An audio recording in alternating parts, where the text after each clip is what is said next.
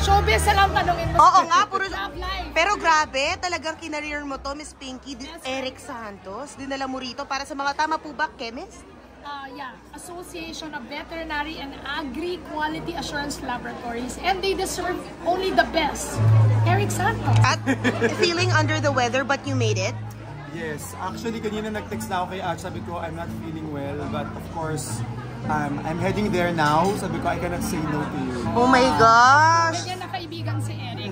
Alam mo guys, kung alam niyo lang, you don't need so much friend. One Eric Santos, you're there. Pero kayo po, Miss Pinky, I do know from afar you're very loved, diba? We watch you, how you are so much loved by your showbiz peers. Yes.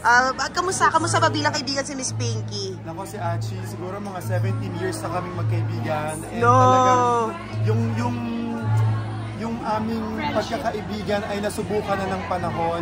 Highs and lows. Highs and lows, all my victories and defeats, lahat. Me too. Totoo? Nandoon, all seasons of my life. Ayan, naiyak ako. She's been diba? there, she's been there, yeah. Namatay yung magulang ko, she was there. Sa lahat ng mga achievements ko, she was there. Yung mga namatay kong love life dati, nandyan din siya. Yeah, gusto mo bang isa-isahin natin? Tina. Oh, wait, naku, alam niya. Showbiz yan, wag na. Nakakaloka. Pero Eric, speaking of family, may I just congratulate you. Your sister is doing well. Diba? Oh, Para, thank you. anong training ang binibigay mo? Sinasama mo rin ba siya sa mga shows ni Miss Pinky? Yung mga Hindi pa, pero siguro... Tuesday kami. Oo. Si Aya kasi, bata pa lang yan. Talagang sinasama ko na yun sa studio, sa ASAP. So meron na siyang idea kung paano yung mundo ng showbiz. Then nung lumalaki siya, parang nagpaalam siya sa akin na, can I try? Ko, why not, di ba? As long as huwag mong pabayaan yung pag-aaral mo. And ako naman nakikita ko na talagang nagpupursige siya sa gusto niyang gawin. So tuloy lang. Is she still studying? Still studying and still nag-a-attend siya ng mga workshops sa Star Magic. So I am so happy na nabibigyan din siya unti-unti ng mga projects. Achi Pinky, makiki-achi na ako. Mag-aasap in LA pa pala si Eric tomorrow. I mean, oh my God. Yes. Kaya ganyan ang gratitude ko kay Eric. And I'll take a bullet anytime for Eric Santos. Wow. I know that. Totoo yan. Ang galing doon na sa showbiz nakakahanap ka ng mga kagaya ni Miss Achi Pinky, kagaya mo. Family ko yan. Super family. We're family actually. Yung mga anak niya talagang Family ang family. we travel together. Ang dami namin pinagsamahan. Ay, ano po nga abangan namin sa ASAP in LA? Ayan na, showbiz na. Napakarami naming mga min-repair na production numbers, world-class production numbers from world-class artists. Hindi lang dito, kundi yung mga locals natin sa US na talaga namang nagbigay ng karangalan sa ating bansa. So, it's going to be a really big musical extravaganza. Ano yung difference? Kasi parang feeling ko pumipikit ka na lang pag nagpo-perform ka sa United States, di ba? Sa mga kababayan natin. Pero ngayon, ano yung difference of performing right now for our kababayans is in this day and age as opposed to when you were starting?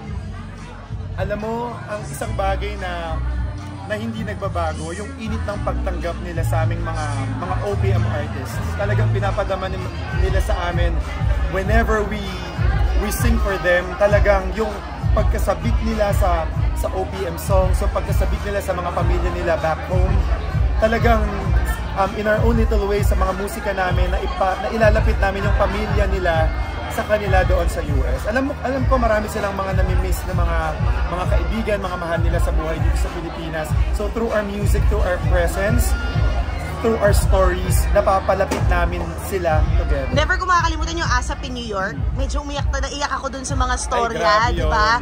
Parang dito, feeling ko nga yung ASAP in LA, sobrang dami ring makakalkal na storya. Dahil alam ko, their elections, makulay din ang history ngayon, di ba? With the elections coming up. Ano sabi ng mga kababayan? May mga fans ba na nag-reach out sa'yo? The world in general. Ang dami nating pinagdadaanan, kagagaling lang natin sa pandemya. Ang daming nangyayari ngayon.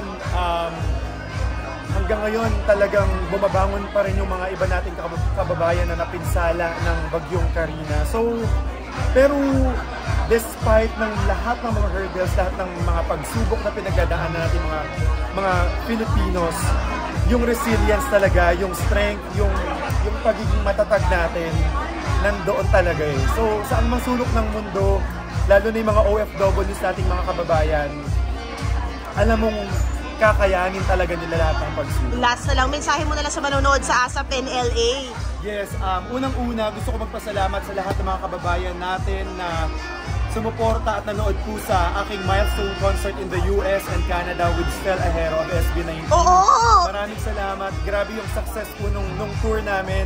And that's because of you, because of your love and support. And ito nga, babalik ulit kami sa ASAP. August 3 sa Toyota Arena po. Naku, napakaganda pong pagdiriwang at celebration ng 30th anniversary ng The Filipino Channel. At marami po kami pupunta dyan sa ASAP. And sa August 11, we'll be in Oklahoma with Julie Ann San Jose. Meron naman po kami concert dyan sa Choctaw Resorts and Casino. August 11 po yan. And Kaya pa! Malaya pa, dami.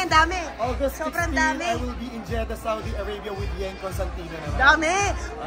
Last na lang, comment mo lang na nagko-collab yung magagaling na artists from different networks. And imagine mo, ASAP sa TV5 din na pop. Yes. Diba? I mean, it's such a united industry. Yes, collaborations in all aspects, in any way, yan ang pinaka-the best natin gawin ngayon. Kasi nakikita mo yung camaraderie at the same time, nakikita mo yung pagtutulungan ng bawat isa.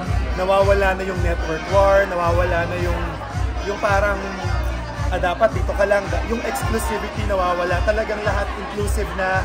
At natutuwa ako kasi pwede kaming makipag-collab sa mga artista ng kabilang network.